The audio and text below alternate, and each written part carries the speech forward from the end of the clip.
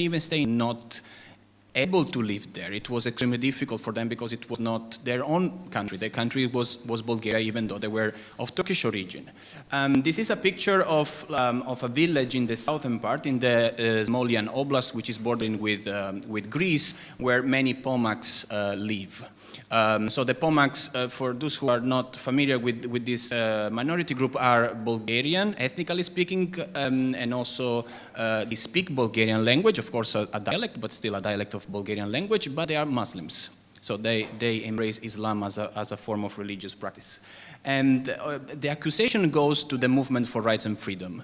Like Dojan, who was the leader of the movement for rights and freedom, who is all the time saying that he's a liberal party within the European Parliament, was the founder, was a philosophy scholar of the Sofia University of Turkish origin. Of course, he was arrested for his resistance during the 80s, but he didn't do much, according to the people I interviewed, for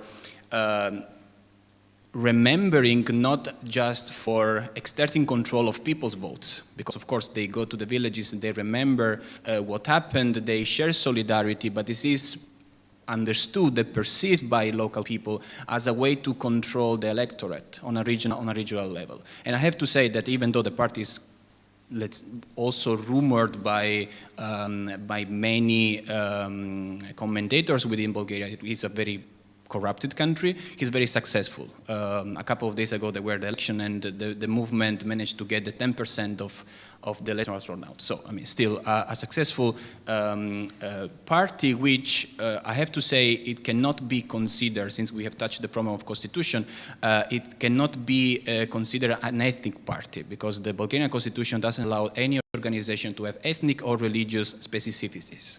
So basically, it's like a movement for rights and freedom, which can be anything and at any time. The first name of the movement was the Movement for Rights and Freedom of Turkish People and Muslims. It was not accepted by the National Court.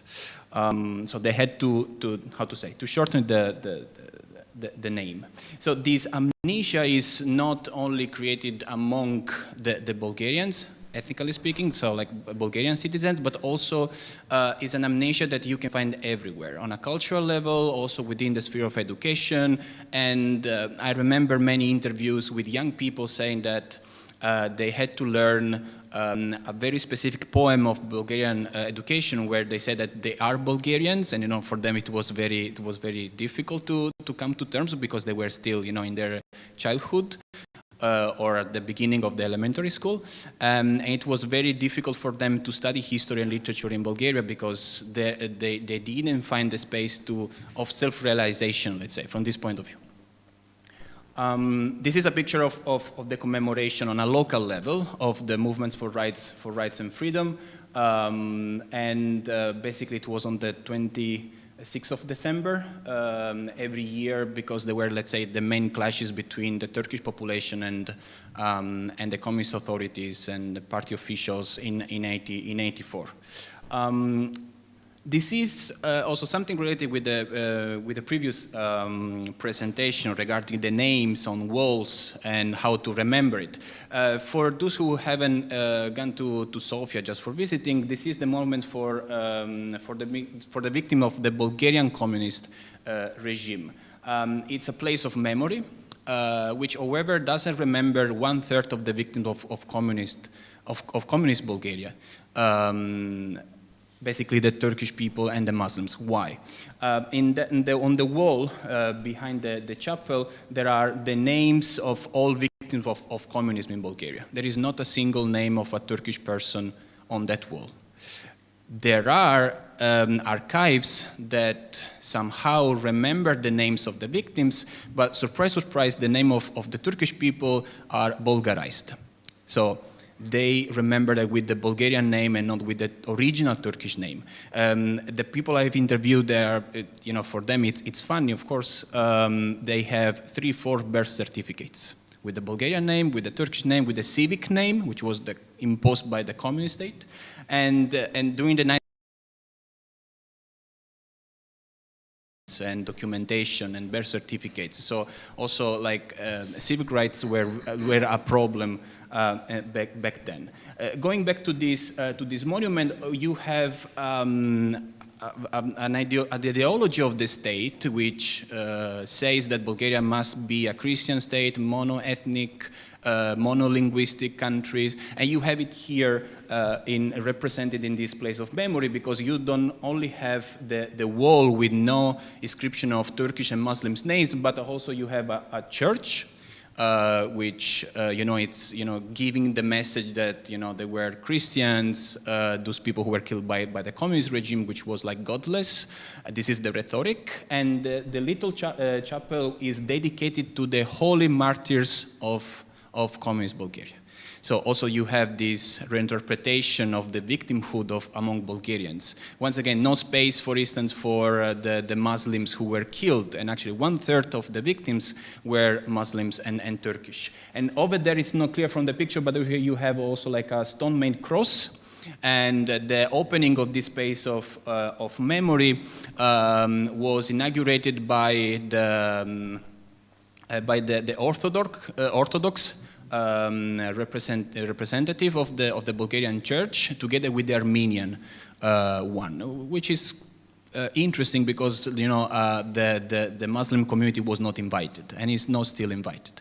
I have to say that in 2011, the Bulgarian parliament discussed the problem of the past, especially with the revival process, and they agreed on defining revival process as an ethnic cleansing. Which in Bulgarian language doesn't really convey the message of ethnic cleansing. It was like a kind of ethnic turmoil, something that happened against the minority groups, of course, because it was communism. The comment of the former mayor of Sofia, Boyko Borisov, who then became the prime minister, was that, I agree with what the parliament has passed. It was an ethnic cleansing. The implementation was bad, but the purpose of the revival process was good. This is how he commented it. When I look at the stories of the revival process, and especially the views of the generation after, it makes me think of the different European memory discourse that we had still right now, and how, for instance, after the 1989, even the Western Europe started to come to terms with the atrocities of the communist regimes. But in between these two kind of memory discourse, namely the first post 1945 and the second post 1989, the memories of many Muslims and Turkish people are basically forgotten, or somehow they are not placed within the European memory discourse. So we have, for instance, a lot of examples from Bosnia and Herzegovina, like what happened in Srebrenica, and we have certain kind of discourse. What happened in Bulgaria is not even known by the majority of memory study scholars, and only those people who deal with this kind of histories, let's say, they know what really happened. But most of them, when I was talking with them, they told me, like, we have to really look at the things, because it's still an ongoing process that we have to clarify, because we perceive that the situation has not really be settled. This is, let's say, the only place of memory that we can find in Bulgaria regarding maybe some of you know this water fountain. It's called Turcan. Was the name of a little baby, less than 2 years old, who was killed with her mother during the clashes in '84. On the 26th of December 1984, in the small village of nearby Smolyan in Magiliane. And every year, between this period of the year, the Muslim community goes there. Even many people from Turkey, they arrived in these small villages in order to commemorate what happened. And once again, you have the same political rhetoric of political parties trying to connect with people, remembering just to exert